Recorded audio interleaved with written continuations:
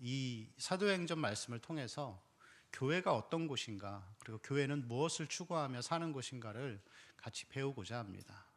여러분, 신학교에 가면은 신학을 배우게 됩니다.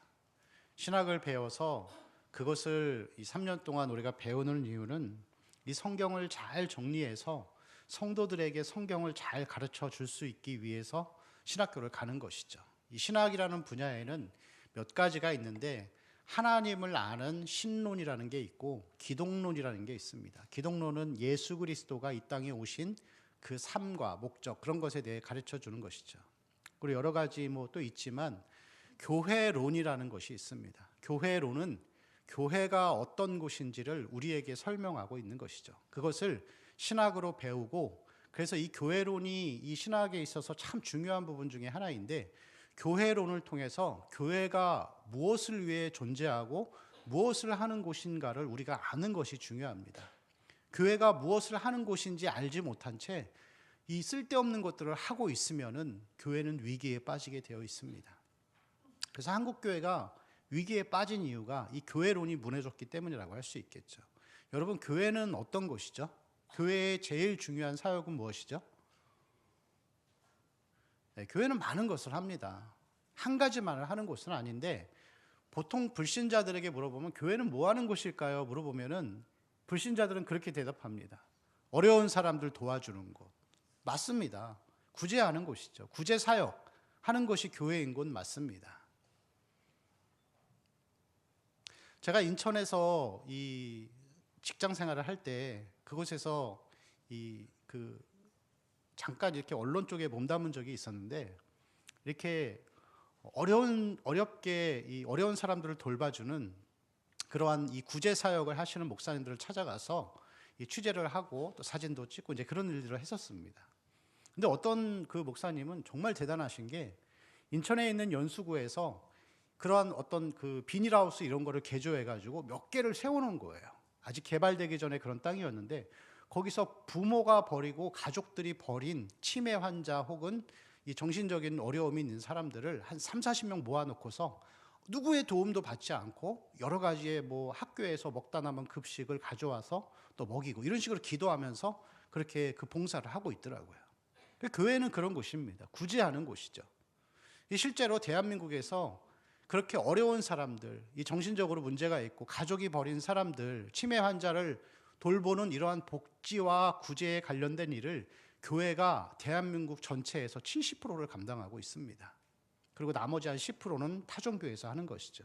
그리고 나머지는 국가에서 그렇게 하고 있습니다. 그래서 교회가 만약에 이 구제 사역을 놓쳐버린다고 한다면은 우리나라는 참 어려운 부분들이 많아지겠죠. 근데 오늘 말씀을 보면은 교회는 뭐 하는 곳인가, 그것을 우리에게 명확하게 가르쳐주고 있는데, 우리 42절 마지막 절 같이 읽어볼까요? 시작. 그들이 사도의 가르침을 받아. 아멘. 네 가지가 나옵니다. 첫 번째는 무엇이죠? 가르침이죠. 두 번째는 교제이고, 세 번째는 떡을 떼고, 네 번째는 기도하는 곳이죠.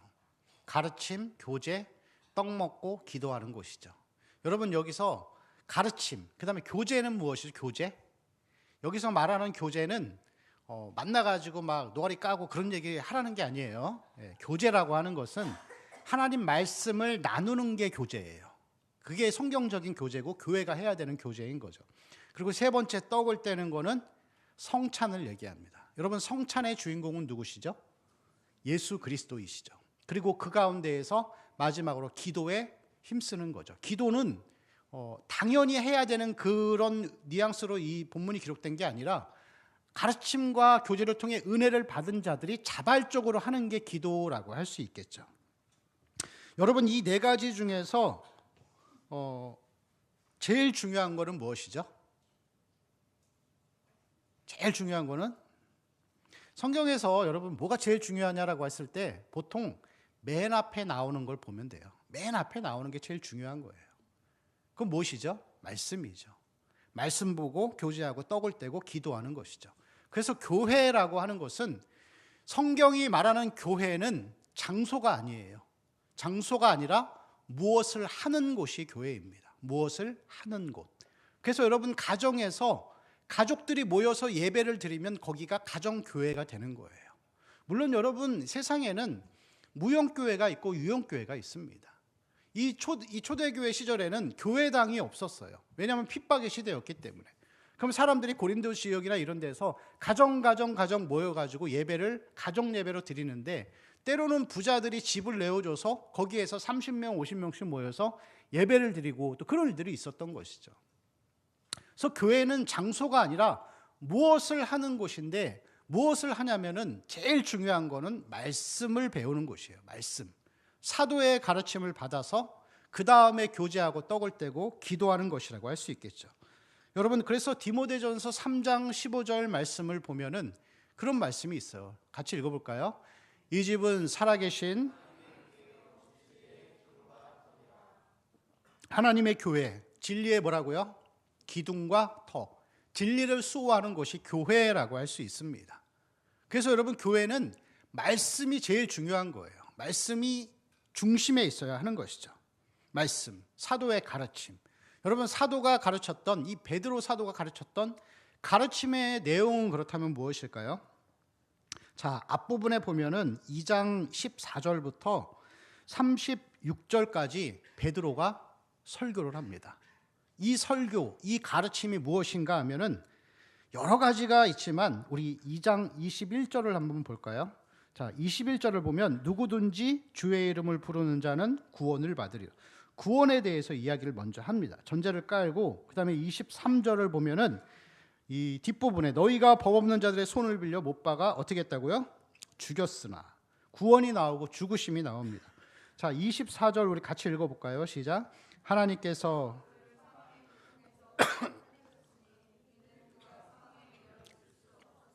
뭐가 나오죠?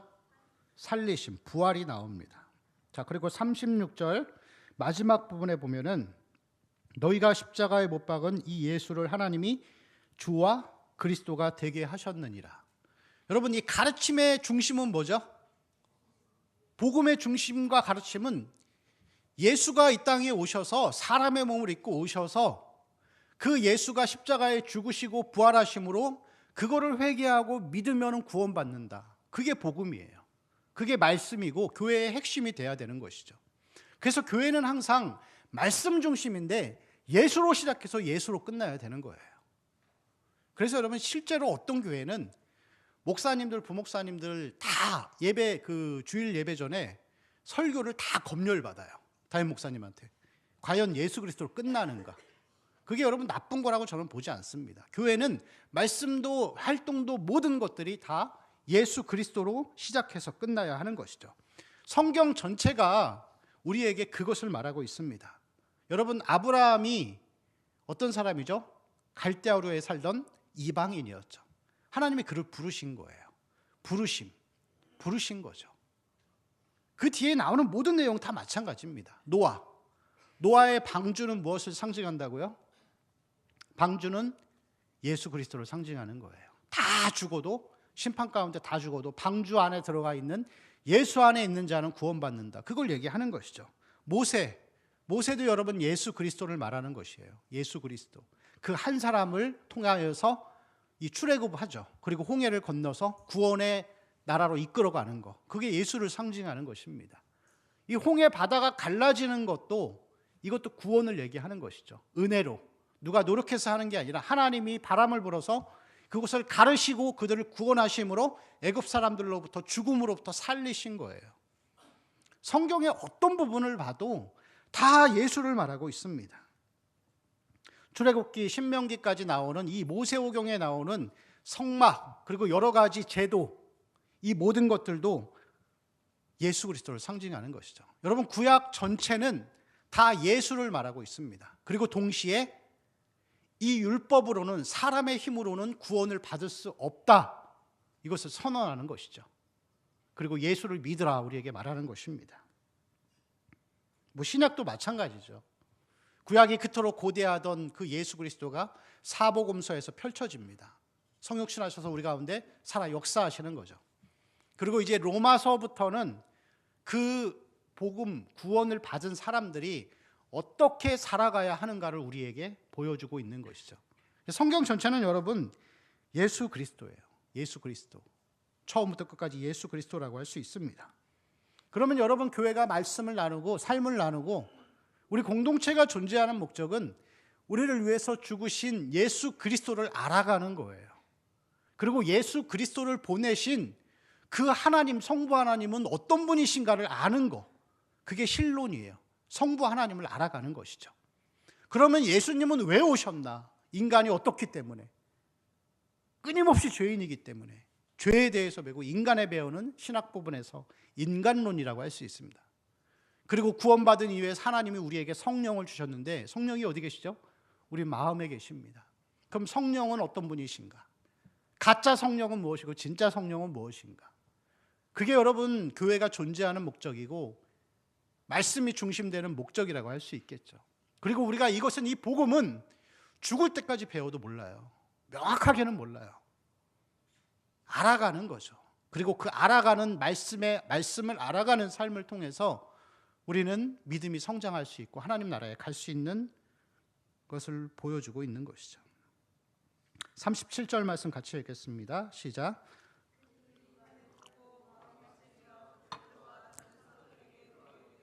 형제들아 우리가 어찌할꼬 하거늘. 자, 복음, 이 가르침의 성격이 있어요. 자, 그들이 이 말을 듣고 마음이 어떻게 했다고요? 마음에 찔린 거죠. 여러분, 말씀은 찌르는 거예요.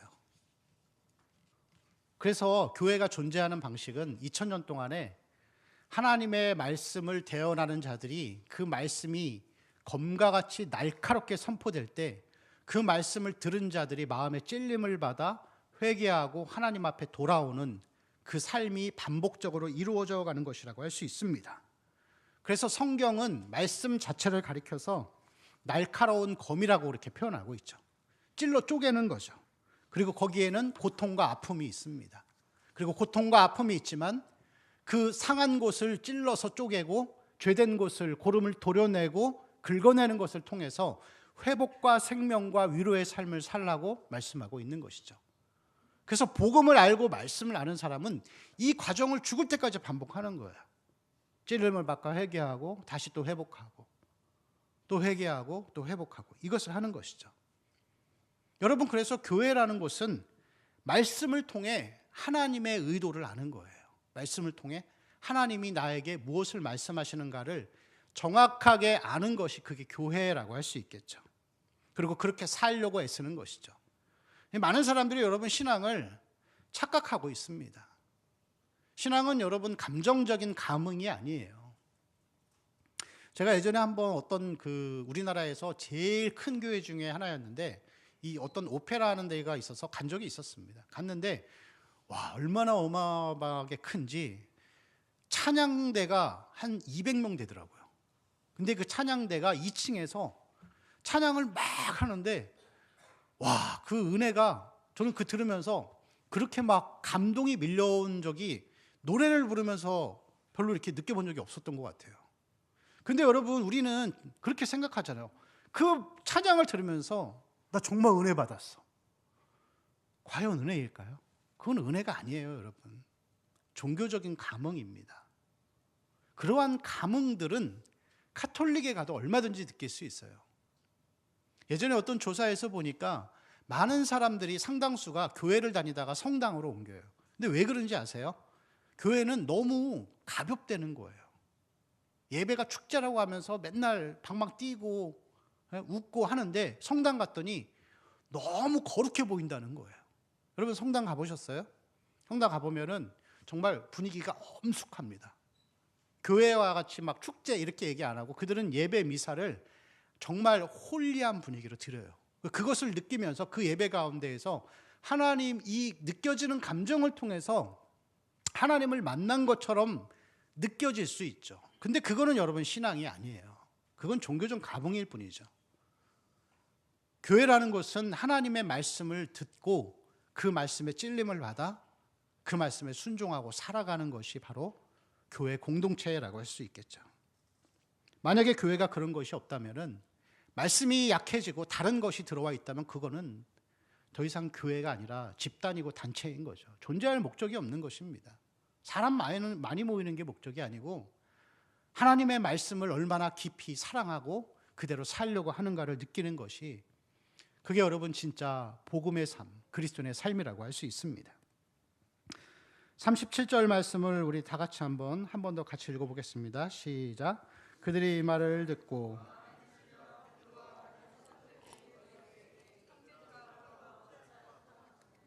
아멘. 근데 여러분, 비슷한 말씀이 사도행전 7장 54절에서도 나옵니다.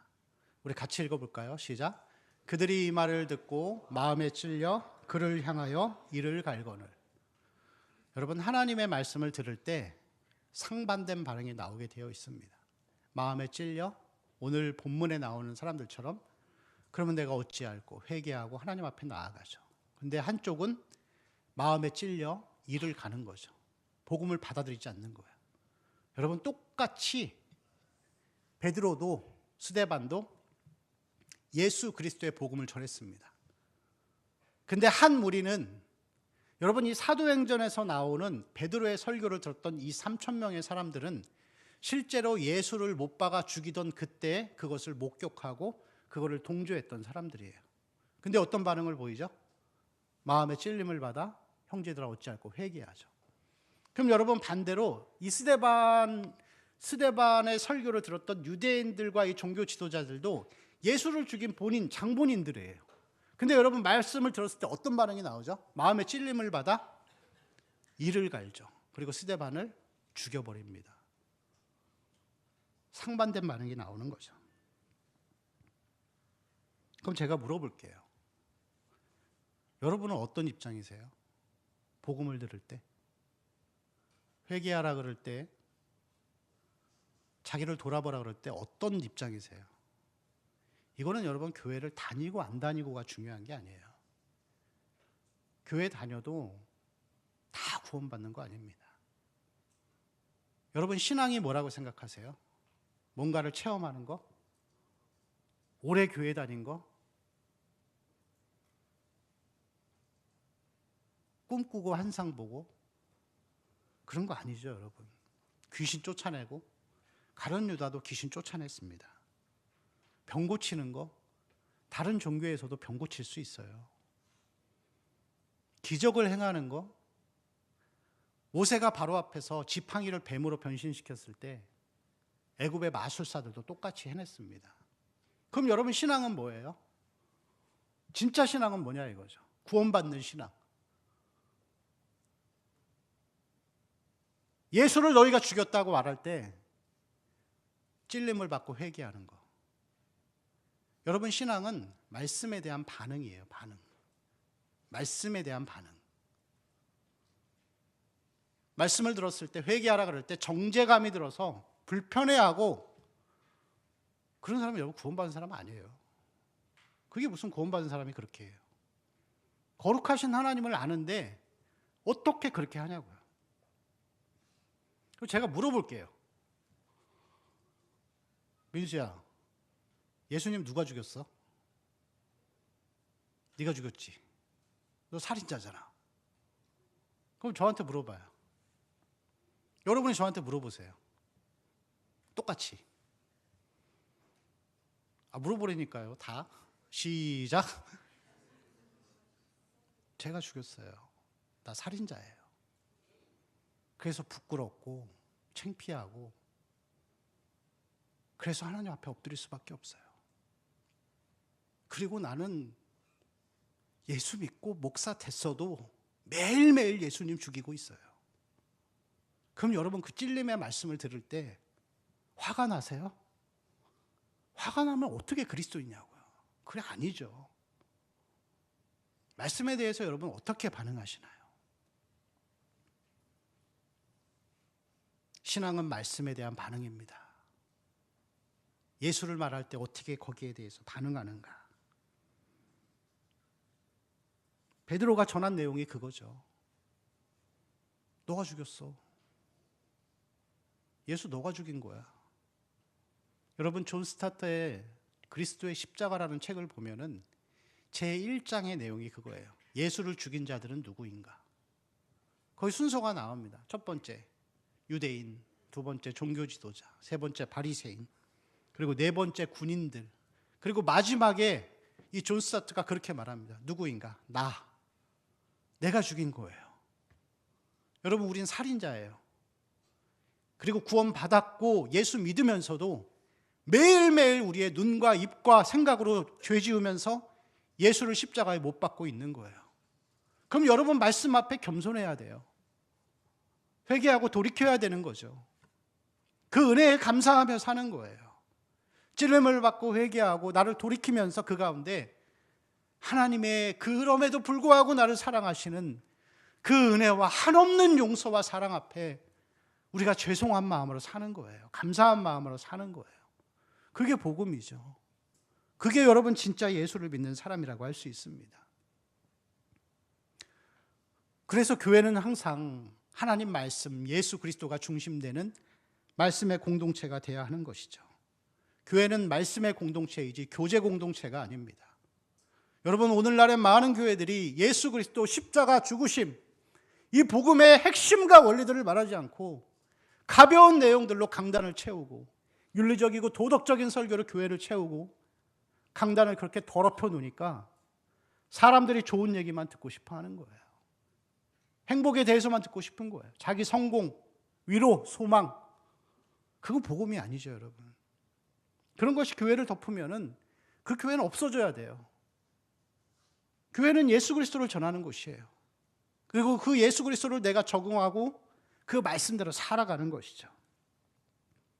우리 42절 말씀 한 번 더 같이 읽겠습니다. 시작. 그들이 사도의 가르침을 받아. 아멘. 자, 심각한 문제는 뭐냐면 교회는 말씀 공동체인데 교제 공동체가 우선되면은 더 문제가 생기는 거죠. 여러분, 말씀 다음에 교제입니다. 그런데 이 교제는 영적인 교제예요. 근데 말씀 대신에 교제를 우선시하면 안 되는 거예요. 실제로 많은 교회들이 그렇게 하죠. 여러분, 복음이 뭐죠? 나가서 예수 믿으세요 하고 전도하는 거잖아요. 그럼 전도해서 이 사람이 들어오면은 교회에 와서 이 사람이 구원받은 이후에 계속해서 말씀을 들으면서 자라가는 거예요. 그게 교회 공동체, 말씀 공동체이죠. 그런데 여러분, 많은 교회들이 사람을 모으고 싶다 보니까 이러한 딱딱한 말씀에 대한 부분들을 내려놓고 교제 먼저 하는 거예요. 일단 와서 교회 재밌어. 목사님 말씀 재밌어. 좋아. 필요한 것들도 많이 도와줘. 이렇게 하면서 교제 중심이 되어가는 거죠. 그래서 이런 사람들은 계속 들어오고 새로운 사람들은 들어오는데 자라남이 없는 거예요. 말씀에 대한 자라남이 없는 거죠. 이것은 영적인 비만의 교회를 빠지게 합니다. 그리고 이러한 사람들은 구원이 뭔지, 회심이 뭔지 경험하지 못하죠. 그냥 그렇게 교회를 다니며 영적인 감흥, 종교적인 감흥들, 감성적인 풍부함을 경험하면서 나 구원받았다 생각하다가 나중에 지옥 가는 거죠. 이게 얼마나 불행한 일입니까? 말씀을 소중히 여기지 않는 교회라는 것이.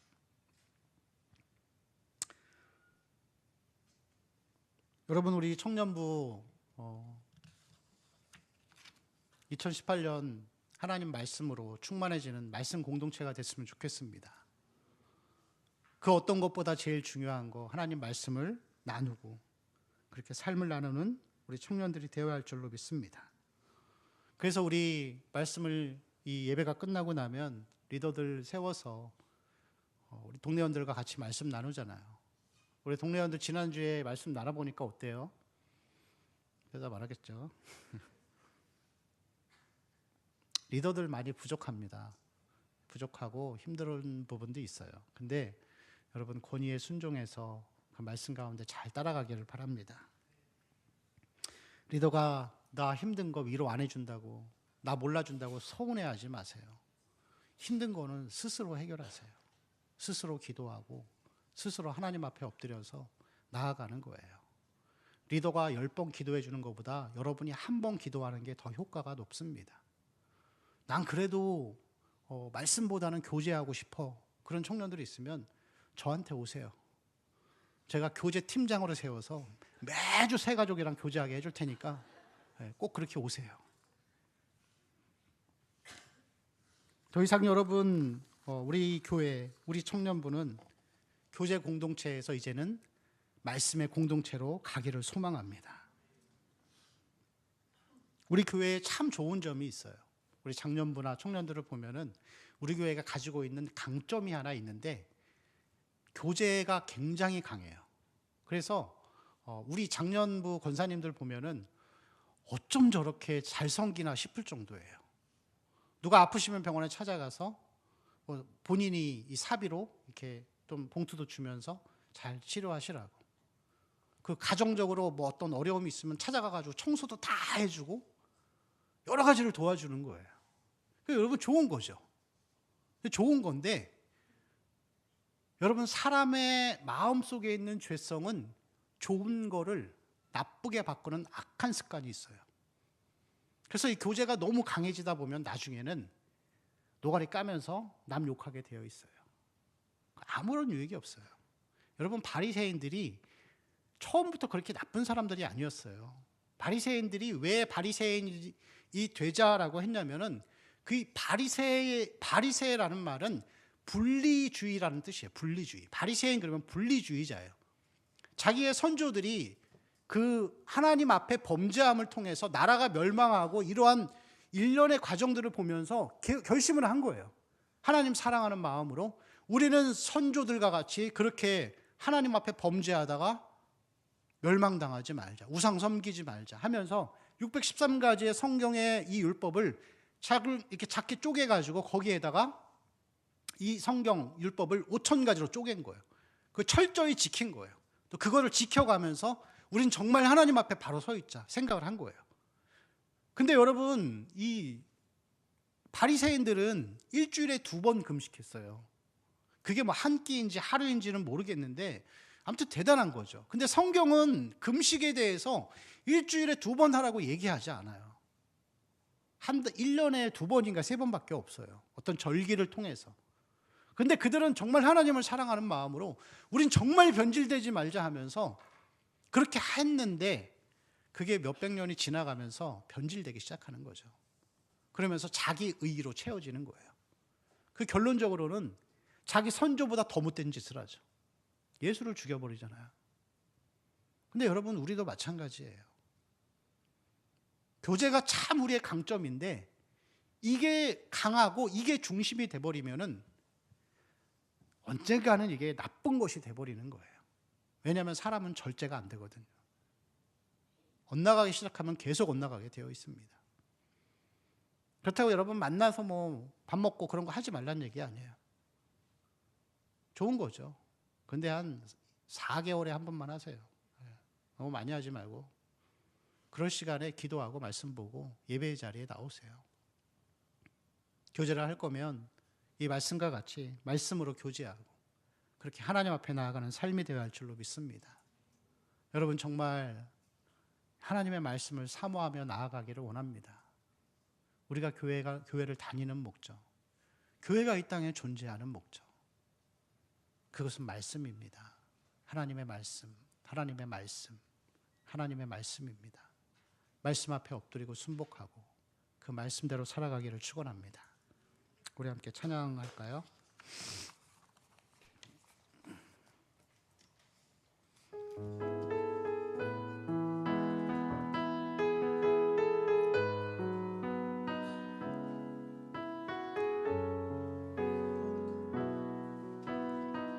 주의 보좌로 나아갈 때에 주의 보좌로 나아갈 때에 어떻게 나가야 할까? 나를 구원한 주의 십자가 그것을 믿으며 가네. 주의 보좌로 주의 보좌로 나아갈 때에 나 여전히 부족하나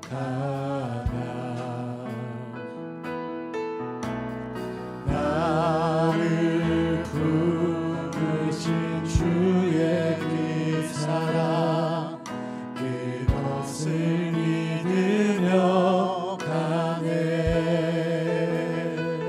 자격 없는 내 일이 아닌 오직 예수님의 보혈로 자격 없는 내 일이 아닌 오직 예수님의 보혈로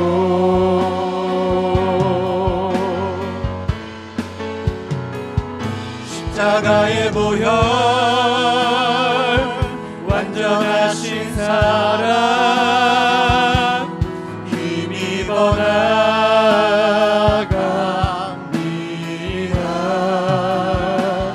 십자가의 보혈 완전하신 사랑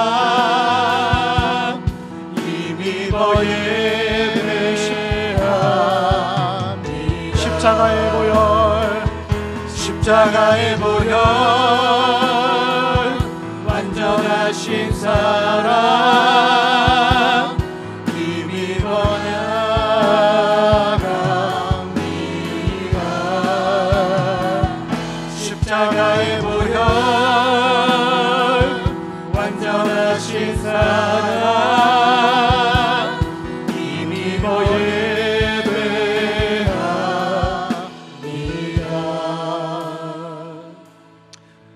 같이 기도할까요?